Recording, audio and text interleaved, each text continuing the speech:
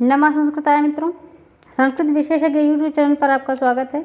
इस वीडियो में आप भारवी विरचित किरातार्जुनीयम प्रथम सर्ग के सारांश को जानेंगे। आप सभी वीडियोस तो देखते हैं, लेकिन अभी तक चैनल को सब्सक्राइब नहीं किए हैं तो शीघ्र ही कर लें। आपको इस चैनल पर सभी प्रतियोगिता परीक्षाएँ जितनी भी हैं संस्कृत की, सबसे रिलेटेड वीडियोज़ मिलेंगे ताकि आपको उसके नोटिफिकेशन मिलते रहें। चलिए शुरू करते हैं और आप इस संख्या को बढ़ाएं।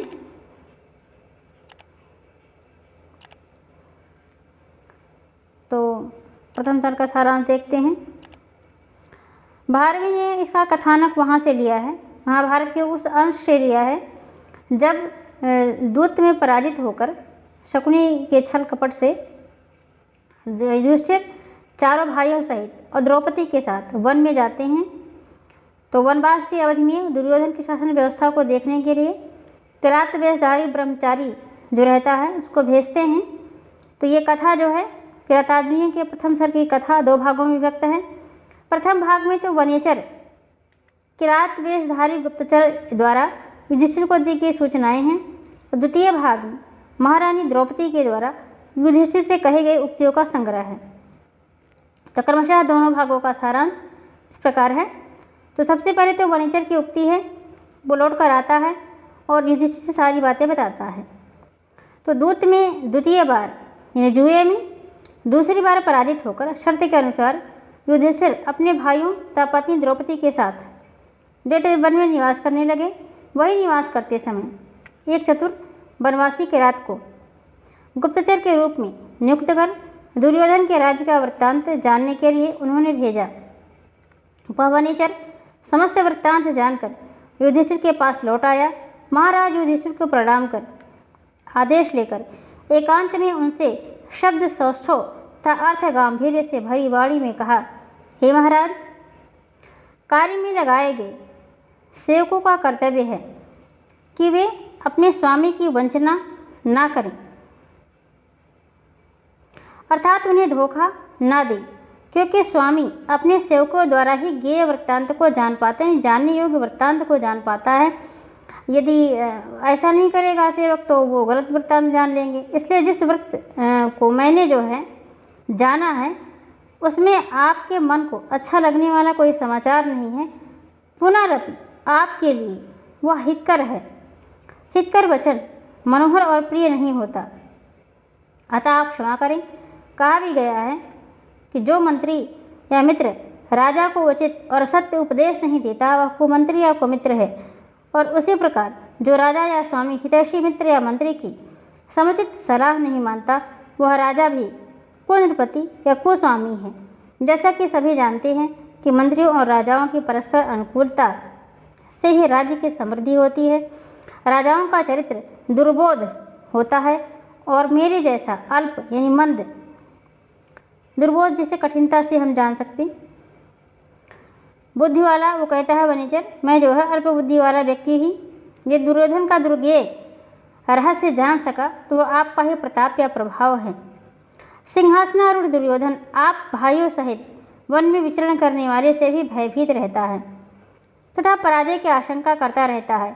यद्यपि उसने राज्य को दूत यानी जुए की कपट चाल से प्राप्त किया है, किंतु अब वह उस राज्य को अपनी उत्तम नीति से सबको प्रसन्न कर चिरस्थायी बनाने के लिए प्रयत्नशील है। अंतः से कुटिल होते हुए भी उसने गुणों का अर्जन कर अपनी कीर्ति का विस्तार कर रहा है। काम, क्रोध, लोभ आदि षड रिपु को जीतकर मन द्वारा प्रतिपादित राजधर्म के पथ पर चलने के लिए वह प्रयासरत है। सर्वथा आलस्य का त्याग करके उसने दिन तथा रात्रि में करने योग्य कार्यों का यथोचित विभाजन किया है। वह राजनीतिक धर्म का पालन करते हुए अपने सेवकों से मित्रों के समान, मित्रों से बंधुओं के समान, बंधु बांधवों से आत्मवत निकटाधिपत्यवत व्यवहार कर रहा है। उसके इस व्यवहार से उसके बंधु, मित्र तथा भृत्य सभी संतुष्ट हैं। वह त्रिवर्ग यानी धर्म, अर्थ और काम का भी यथोचित विभाग कर समान रूप से सेवन करता है। इससे उसके त्रिगुण दिन रात बढ़ रहे हैं। राजनीति के कुशल प्रयोक्ता की भांति साम, दाम, दंड, भेद रूपी इन चारों उपायों का दुर्योधन दक्षता पूर्वक प्रयोग कर रहा है। अपनी मधुर वाणी से लोगों को वश में करने के लिए वह दान देता है, दान के साथ यथोचित सत्कार करता है, किंतु यह विशेष सत्कार भी गुणों के आधार पर ही संपन्न होता है। दुर्योधन न्याय पालन में भी दक्ष है। वह पक्षपात रहित होकर अपराधी शत्रु या मित्र हो, पुत्र या भृत्य हो, समान रूप से दंड देता है। उसकी न्याय या दंड व्यवस्था लोभ या क्रोध की वशीभूत नहीं होती।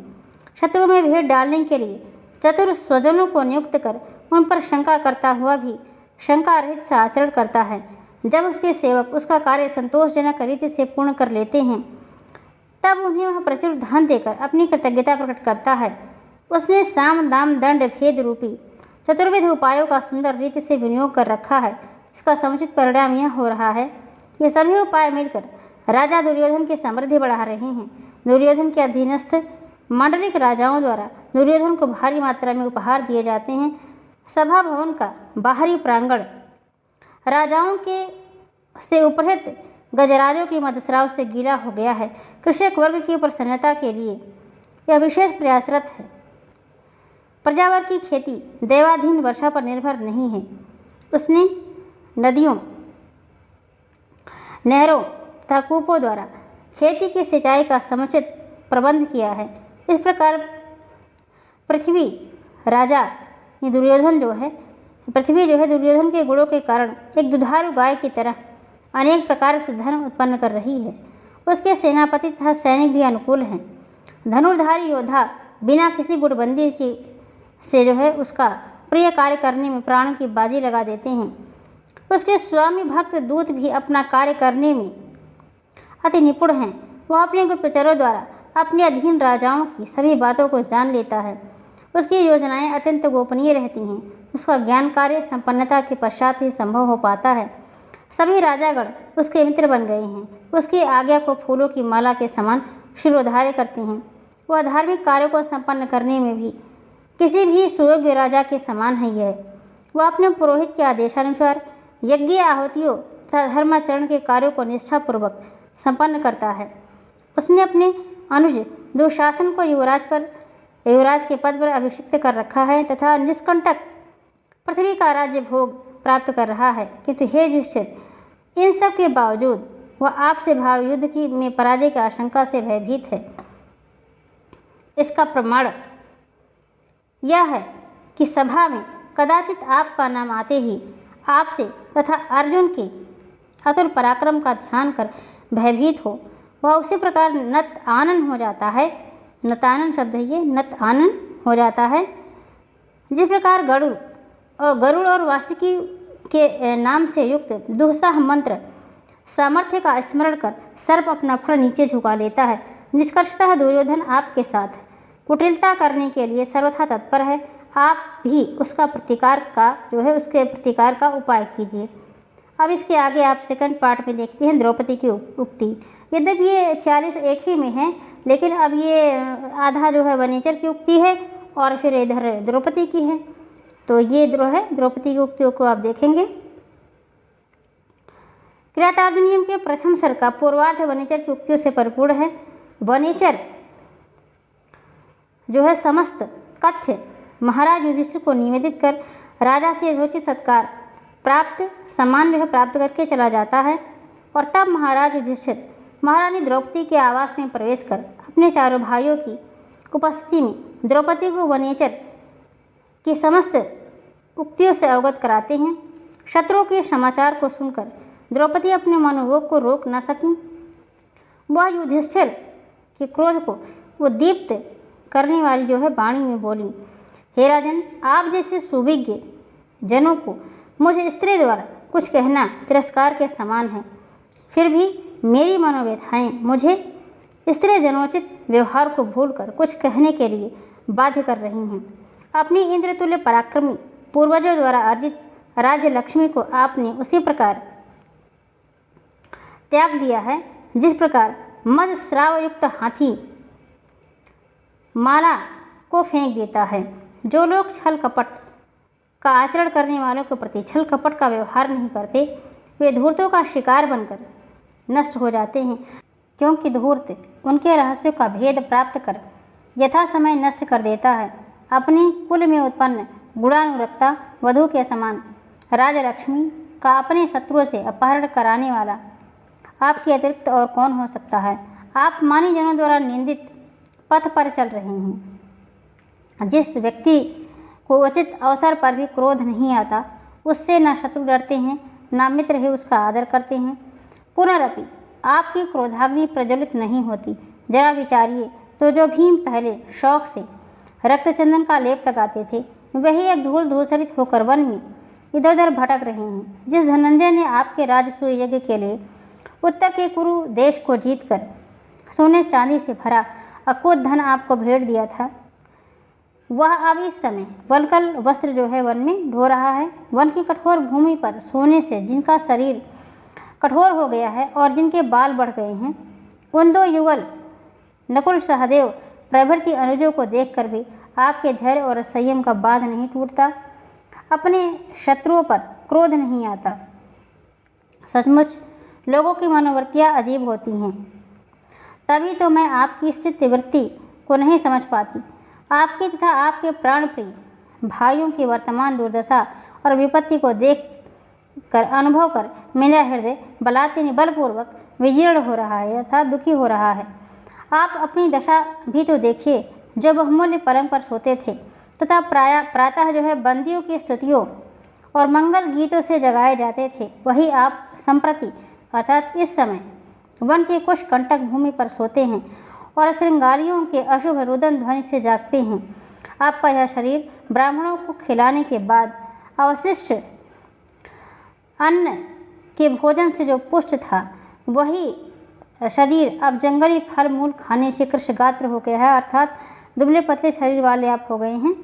आपके जो चरण युगल मणिपीठ पर शोभायमान होते थे और प्रणाम के लिए झुकने वाले नृपतियों के सिर पर धारण किए मालाओं के पराग से रंजित होते थे, वे ही पाद युगल यानी दोनों चरण यज्ञार्थ ब्राह्मणों तथा जंगली हिरणों द्वारा काट या खा लिए गए कुशाग्रों वाले कष्टप्रद वन में भटक रहे हैं, कानने अर्थात वन में भटक रहे हैं। किंतु आपकी और हम लोगों की यह दुर्दशा भाग्य के कारण नहीं है, शत्रुओं द्वारा हम पर थोपी गई है, जिसे हम कायरतापूर्वक भोग रहे हैं। यही सोचकर मैं और अधिक व्यथित हो रही हूँ।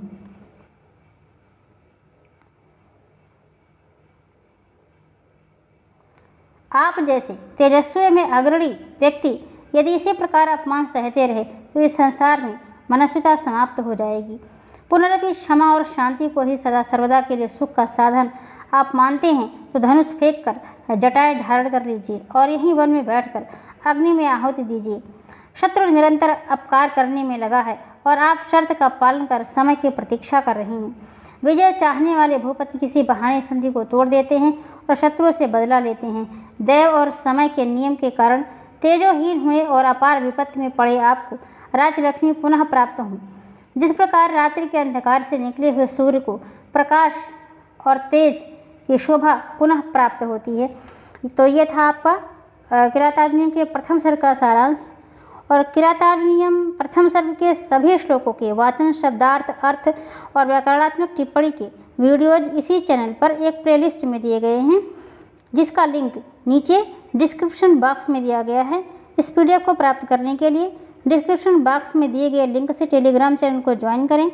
आप हमें सोशल मीडिया पर भी फॉलो कर सकते हैं। सभी के लिंक नीचे डिस्क्रिप्शन में दिए गए हैं। वीडियो को लाइक करें, शेयर करें, अपने सुझाव कमेंट बॉक्स में दें।